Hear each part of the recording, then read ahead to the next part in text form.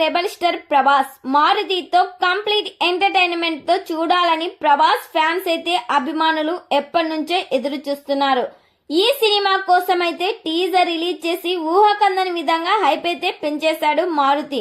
రాజ్యసభ లో ప్రభాస్ లుక్స్ కూడా డిఫరెంట్ గా ఉండబోతున్నాయని టీజర్ చూశాక అర్థమైంది. ఈ సినిమాలో నిధి అగ్రవాల్ హీరోయిన్ గా నటిస్తుంది.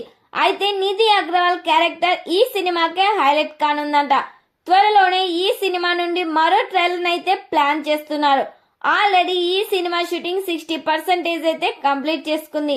మరి ఈ సినిమా కోసం ప్రభాస్ ఫ్యాన్స్ ఎంత మంది వెయిట్ చేస్తున్నారో కామెంట్ చేయండి.